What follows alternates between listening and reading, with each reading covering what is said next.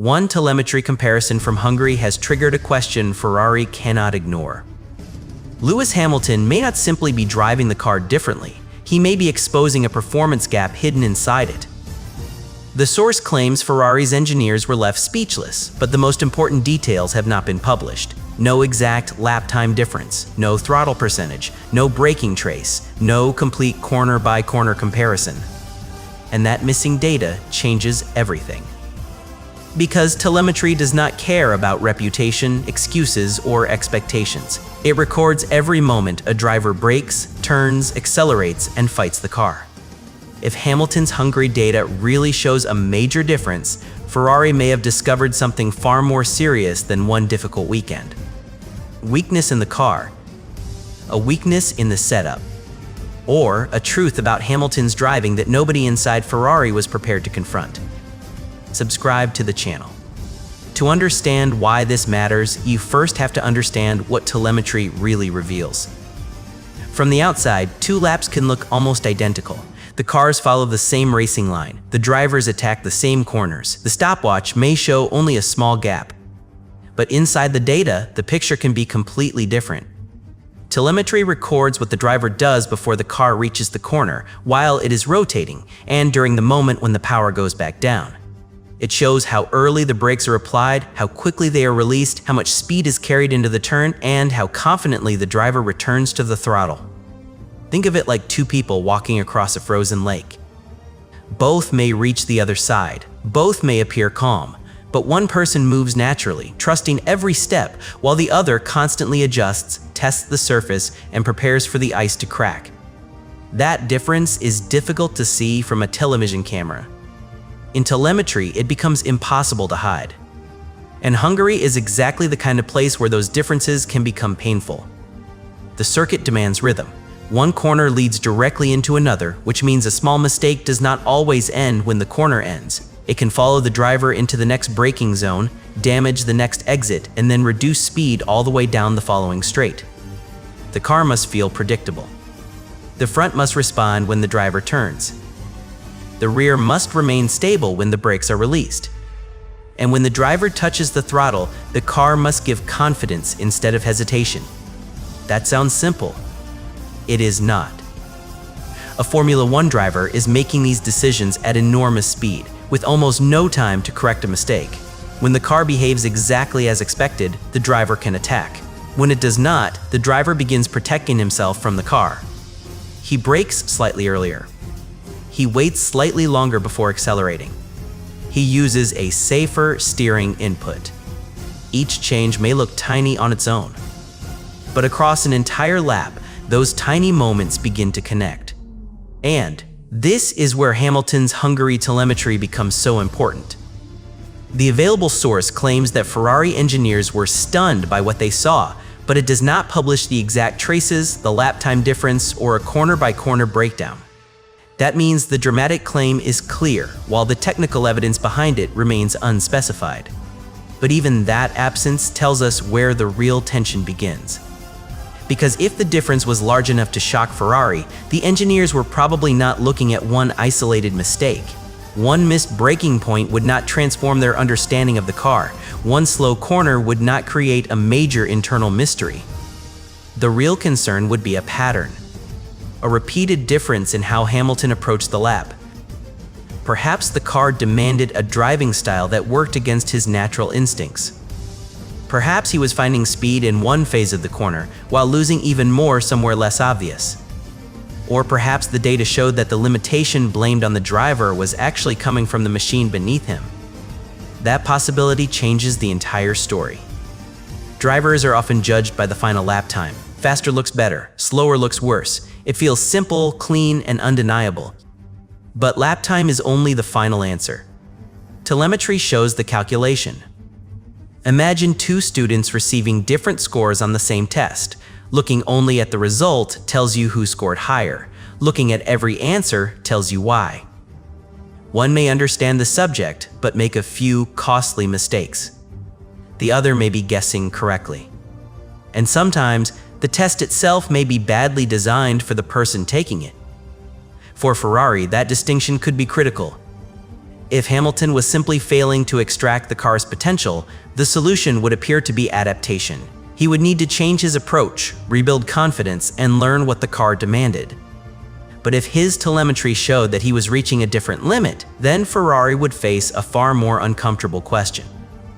What if the car's apparent potential was only available through a narrow driving style? What if one driver could work around the weakness while another exposed it immediately? That would not make the weakness disappear. It would only hide it. And hidden weaknesses are dangerous in Formula One because they often remain invisible until the conditions change. A different circuit, a different tire, or a small setup adjustment can suddenly turn a manageable problem into a major loss of performance. That is why engineers do not only ask who was faster, they ask where the time appeared. Was it under braking? Was it in the middle of the corner?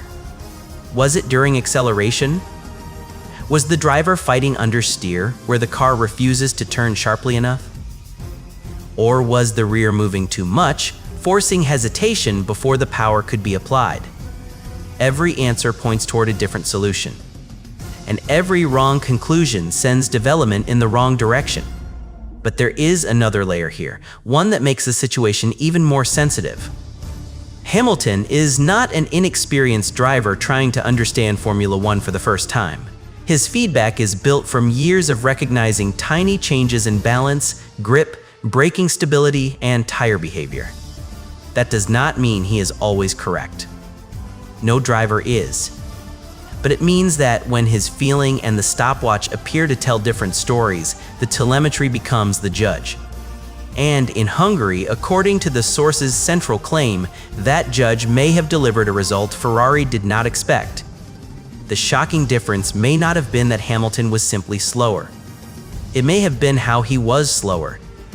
Because when engineers discover that the lost time comes from a place they were not monitoring closely, the problem becomes larger than one lap. It becomes a question about the car's entire behavior. And that leads directly to the next piece of the mystery.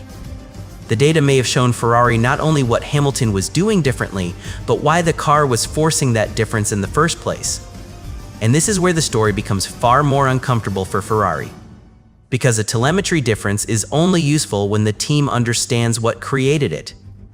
A driver does not suddenly lose confidence for no reason. A throttle trace does not become hesitant by accident. A braking pattern does not change repeatedly unless something inside the car is forcing the driver to make a choice. Attack the corner and risk losing control. Or protect the car and sacrifice time. That choice can happen in less than a second. But when it appears again and again across a lap, the result becomes impossible to dismiss. The source does not provide the exact traces from Hungary. It does not identify a specific corner, a measured braking difference, or a confirmed throttle percentage. So the precise technical cause remains unknown. But the central claim points towards something deeper than one bad lap. It suggests that Ferrari saw a clear contrast between what Hamilton needed from the car and what the car was actually giving him. And that matters because Hungary punishes hesitation. There are sections where the driver cannot simply fix a poor corner with extra speed on the next straight. The turns arrive too closely together. One weak entry damages the middle of the corner. A weak middle delays the throttle. A delayed throttle hurts the next section. It spreads. Think of pushing the first shopping trolley in a long line. If the first one moves cleanly, the rest follow. But if the first wheel catches, every trolley behind it shifts out of place. That is what a small balance problem can do around a circuit like Hungary. The first correction may look harmless. Then the second corner becomes compromised. Then the tires begin to slide. Then the driver loses confidence. Then the lap time disappears. And suddenly, the stopwatch shows a problem that began several seconds earlier. This is why the most important telemetry difference may not have appeared at the point where Hamilton lost the most time. It may have appeared before that. Slightly earlier brake application. A slower release of the pedal. A steering correction so small that most viewers would never notice it. A fraction of hesitation before full power. These are not dramatic mistakes. They are warning signals. and experienced engineers are trained to recognize them. The frightening part is not that Hamilton may have been adjusting his driving. Every driver does that. The frightening part is what those adjustments could reveal about the car.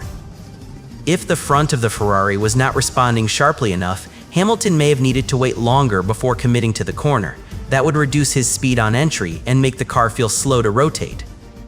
If the rear was unstable, he may have been forced to brake more cautiously and delay the throttle. That would protect the car but destroy the exit. If both problems appeared at different moments, the situation would become even harder. The driver would be trapped between two opposite weaknesses. Push the front too hard, and the car refuses to turn. Push the rear too hard, and the car becomes unstable. That is like trying to run in shoes where one sole grips the ground and the other keeps sliding. You can still move. You can still reach the finish. But you cannot attack with complete trust. And trust is everything at this level. A Formula One driver does not wait to see what the car will do.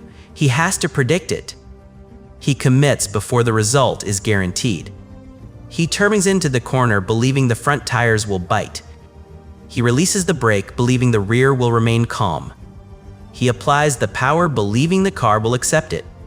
When that belief disappears even slightly, the whole lap changes. And this may be the true difference hidden inside Hamilton's data. Not simply a lack of speed, a lack of certainty. That would explain why raw lap time alone can be misleading. A driver may look cautious because he is struggling, but he may also look cautious because he has already discovered the exact point where the car stops behaving predictably. That is a crucial distinction. One interpretation blames the driver. The other exposes the machine. And for Ferrari, those two interpretations lead in completely different directions. If Hamilton was the problem, the team could ask him to adapt. Change the braking style. Carry less speed. Release the pedal differently. Be patient with the throttle. But if the car was creating the hesitation, asking for adaptation would only hide the weakness. It might produce a faster lap in the short term. It would not solve the underlying issue. And this is where Formula One development becomes dangerous. Teams can improve a car around the symptoms instead of the cause. They can adjust the setup to make one corner better, then unknowingly damage three others. They can create stability under braking but lose rotation in the middle. They can improve the front response but make the rear harder to control. Every solution carries a cost. The goal is not to remove every weakness.